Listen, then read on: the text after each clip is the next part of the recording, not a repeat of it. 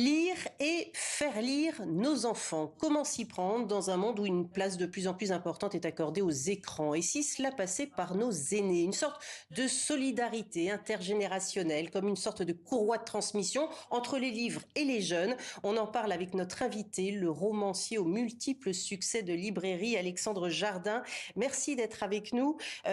Pourquoi est-ce si important de donner accès aux livres à nos enfants? C'est ce qui répare l'ensemble de la société. Quand vous transmettez ça à un enfant, vous le vaccinez contre l'échec scolaire, donc contre l'exclusion. Vous le remplissez de mots et donc vous lui permettez plus tard d'échapper à la violence. Donc vous guérissez la société de la violence. Et puis quand les nouveaux Français, et c'est valable dans n'importe quel pays francophone, les nouveaux qui arrivent, ils s'intègrent par la langue et par le plaisir de manipuler cette langue. Et lire et faire lire, ça a l'air tout gentil, avec des anciens qui viennent faire lire. Alors justement, expliquez-nous quel est le principe en fait de lire et faire lire. C'est une association que vous avez créée en 1999, oui. C'est pas récent. Oui, on a plus de 25 ans. Et au départ, je m'étais dit, on a un échec scolaire qui reste massif en France. Qu'est-ce qu'on peut faire, nous les citoyens, personnellement? Qu'est-ce que je peux faire? Et j'avais trouvé une association à Brest qui faisait venir les retraités dans les écoles primaires pour transmettre le plaisir de la lecture. J'ai été voir, je trouvais ça génial. Enfin, c'était pas vraiment vous le citoyen, c'était vous l'écrivain qui parliez. Enfin, c'était le mélange. Mais non. Vous cherchiez dans votre domaine d'activité. Mais je cherchais surtout qui avait une bonne solution pour faire réussir l'école. Donc elle est venue de Brest. Elle est venue de Brest. Et quand j'ai vu ça, avec un ami qui a été le premier président de Lire et faire lire, on a cherché des partenaires pour l'étendre sur l'ensemble du territoire français. Aujourd'hui, ça marche dans les 100 départements, ça marche au Québec, ça marche en Gaspésie, pas en Gaspésie, au Nouveau-Brunswick, en Acadie, ça marche en Suisse, et puis doucement, on va partir à la conquête du monde avec un principe simple, transmettons le plaisir de la lecture en faisant une alliance entre les anciens et les petits. Et aujourd'hui, en France, on est présent massivement, on a presque 700 000 enfants, plus de bénévoles. Bientôt 20 000. On était quasiment au-dessus avant Covid et là, on rattrape. Il faut que ce soit des mouvements de masse. Si on veut réparer vraiment nos sociétés, il faut qu'on refasse une alliance dans tous les quartiers.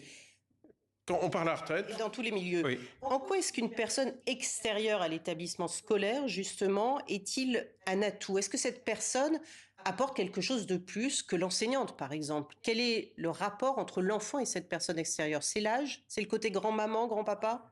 L'alliance entre les générations. On n'est pas au même moment de sa vie. Et ce qu'on a observé, c'est que sur les grands nombres, c'est incroyablement efficace. Ensuite, un enseignant, elle est là pour enseigner. Alors que les bénévoles de Lire et faire lire sont là uniquement pour le plaisir, pour la transmission du plaisir. Et donc, ce sont des gens passionnés. On les invite à aller dans le monde entier sur les sites Lire et faire lire. Vous vous engagez et on prend contact avec vous. Vous allez à une réunion d'information et on vous trouve une école près de chez vous. Et le livre, c'est ces personnes-là qui le choisissent? Il y a des types de livres qui sont plus plébiscités que d'autres? Alors, en général, on prend les livres des bibliothèques scolaires. Et puis, une fois que nos bénévoles font partie de la vie de l'école, ils arrivent avec leur passion. Parce qu'on n'arrive pas à les freiner, donc ils arrivent avec leurs bouquins, leurs trucs. Là, et plus ils sont dingos, plus je les aime. Alexandre Jardin, je le disais, cette association, vous l'avez fondée il y a 26 ans. Il y a 26 ans, l'écran n'avait pas la place qu'il a aujourd'hui dans notre quotidien. Nous, adultes, mais également celui des enfants. Les jeunes, aujourd'hui, selon une étude du Centre national du livre, passent 3 heures 11 minutes sur les écrans contre 19 minutes à la lecture. Comment est-ce qu'on peut inverser la tendance? En développant Lire et faire lire. C'est aussi simple que ça. C'est-à-dire que où on gémit tous devant nos télés, on dit « Ah », ou on s'engage. Et on s'engage pour aller de plus en plus précocement. Il faut intervenir dans les crèches, dans les écoles maternelles. Et puis on y va. Moi, ma fille, par exemple, elle lisait énormément jusqu'à ses 8-10 ans, jusqu'à ce qu'elle ait un téléphone. Après, c'est foutu. Alors, ce qui est fondamental, c'est d'implanter dans l'esprit l'idée. C'est-à-dire que vous avez en réalité gagné la bataille. C'est-à-dire que quelque part dans sa tête, elle sait qu'elle peut retirer du plaisir comme ça. Donc à un moment, ça peut revenir. Créer l'amour du livre. Il faut l'ancrer tout petit. Tout petit. Et puis, pour revenir sur l'atout des bénévoles, la tendresse. C'est des tout petits groupes. Donc vous n'êtes pas en train de faire la police.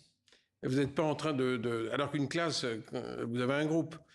Là, vous en avez entre 4, 5. Il faut qu'ils puissent voir les images. Et c'est un moment de tendresse. Et l'être humain, il marche comme ça. Pour apprendre, il a besoin d'affection. Ça vous a donné envie d'écrire des livres pour enfants, au-delà de vos romans? Beaucoup. Vous en avez écrit, excusez-moi. Merci beaucoup en tout cas Alexandre Jardin d'avoir été avec nous pour nous parler donc de cette initiative Lire et faire lire qui existe depuis de nombreuses années et qui s'exporte de plus en plus, vous le disiez, dans les pays francophones, et ça peut peut-être donner des idées aussi aux pays autres, parce que le tout c'est de donner la lecture quelle que soit la langue.